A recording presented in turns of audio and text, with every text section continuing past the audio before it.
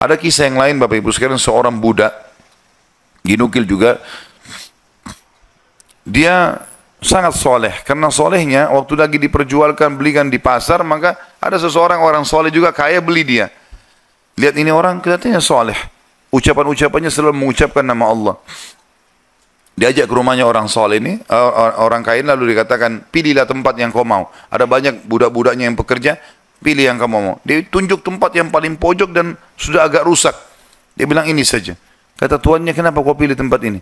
Dia bilang karena tempat ini akan menjadi indah kalau digunakan berhubungan dengan sang raja, Allah subhanahu wa ta'ala. Kata tuannya, baiklah, terserah. Diperbaiki sama dia, kemudian dia mulai ibadah. Tuannya satu malam merasa gelisah. Dia tidak bisa bergerak, ya, tidur maksudnya. Maka dia bilang, saya keluar, saya kontrol rumah, saya lewat di rumahnya atau di ruangannya budak gitu.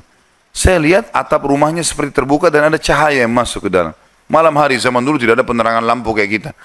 Maka dia bilang, saya intip di celah-celah dinding ruangan tersebut, saya temukan orang itu sedang sujud kepada Allah dan cahaya sedang turun di atas kepalanya.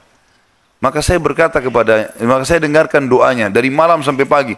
Dan selalu dia ucapkan, setiap dia minta hajat, lalu dia mengatakan, ya Allah, penutupan doanya, sesungguhnya kalau bukan karena haknya Tuanku sekarang ini, yang aku harus berikan, maka aku akan habiskan seluruh umurku ibadah kepadamu.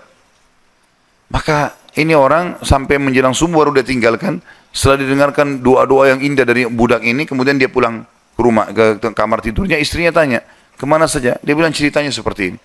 Istrinya awalnya tidak percaya. Dia bilang, baik, besok malam kita sama-sama ke sana. Besok malam diajak istrinya, dilihat. Terjadi hal yang sama. Cahaya yang terang, orangnya lagi sujud, dia ucapkan kalimat-kalimat doa yang mulia sama. Akhirnya mereka sepakat suami istri, kita bebasin aja budak ini. Ketuk pintunya menjelang subuh, kami sudah dengarkan doamu semalam, kami bebaskan kamu. Maka dia tiba-tiba mengangkat kepalanya ke langit, mengatakan, ya Allah, kalau seandainya setelah ibadahku yang aku kerjakan kepadamu ini mengganggu hubunganku denganmu, matikanlah aku. Tiba-tiba meninggal orang itu. Tiba-tiba meninggal. Tapi di sini saksi bahasan adalah bagaimana kedekatan seorang budak pun posisinya, dia seseorang yang sangat miskin, susah diperjualbelikan, tapi kedekatannya dengan Allah tidak mengganggu pekerjaannya, dan itu tidak penting bagi Allah subhanahu wa ta'ala. Seseorang harus tahu masalah ini. Kisah yang lain disebutkan, ada seseorang miskin, punya anak sekian, beberapa orang. Ini kisah-kisah salafus saleh dulu. Dia pas mau makan sama istri sama anak-anaknya, ada 4-5 orang anak, mau makan sama-sama, dan cuma ada sedikit makanan, tiba-tiba ada yang ketuk pintu, orang miskin. Dia bilang begitu, mau dihidangkan makanan, mau makan, ada yang ketuk pintu. Saya suruh istri saya buka, dibuka pintu, ternyata ada orang miskin yang minta. Mereka miskin, ada orang miskin lagi minta. Kami sudah sekian hari nggak makan, berikanlah makanan. Istrinya tanya dia, kasih makanan. Dikasih makanan semuanya. Karena kalau dibagi dua juga nggak cukup. Orang itu juga punya anak banyak.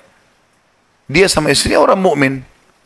Perjalanan waktu beberapa saat setelah kalau kita mungkin berapa jam, kelaparan semuanya. Anak-anak lapar, dia lapar, istrinya lapar. Tengah malam nih. Ya, kalau kita sekarang di awal malam, jam 12 malam gitu. Istrinya bilang, bagaimana? Anak-anak menangis semua kelaparan. Kita juga kelaparan semua. Dia bilang, baiklah, saya akan keluar, saya akan cari rezeki Allah. Nanti Allah akan kasih nanti. Dia bilang, orang ini cerita, dia bilang, saya keluar dari rumah, saya pergi ke masjid dekat rumah. Kemudian saya sholat malam. Sambil berdoa kepada Allah. Dan kalimatnya, saking manjanya sama Allah mengatakan, ya Allah, sesungguhnya engkau tahu, kalau saya dan istri saya dan anak-anak saya kelaparan malam ini. Jadi bahasanya semua dirincikan, minta kepada Allah pada hal-hal yang kecil pun, minta makanan kepada Allah.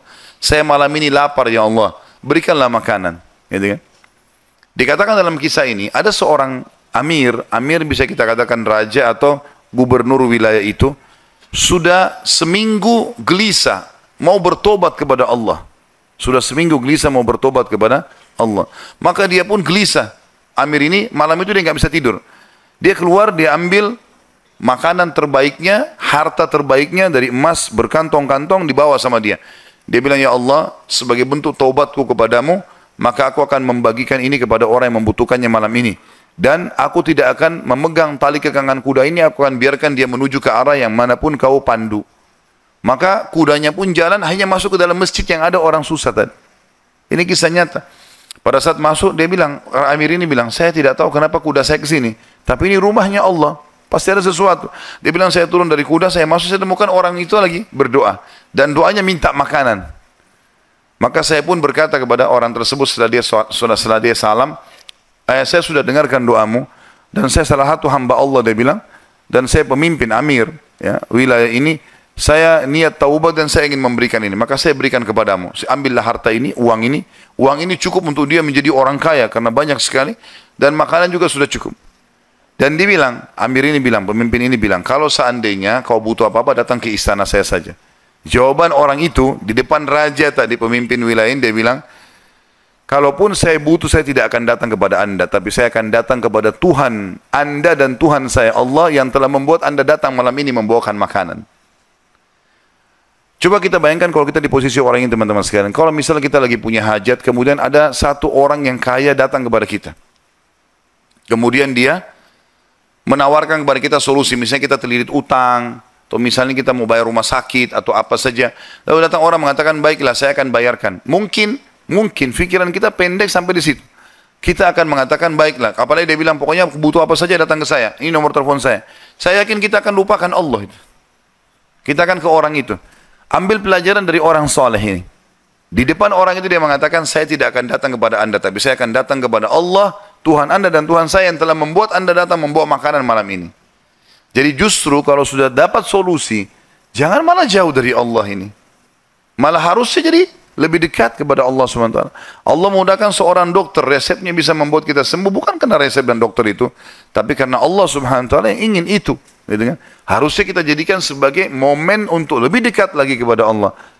Dan kita mengatakan, ya Allah, sebagaimana engkau mudahkan dokter ini menjadi penyebab aku sembuh, maka mudahkanlah setiap kali aku mengalami sakit misalnya, maka kesembuhan datang dari sisimu, bukan lagi dari dokter atau dari obat itu.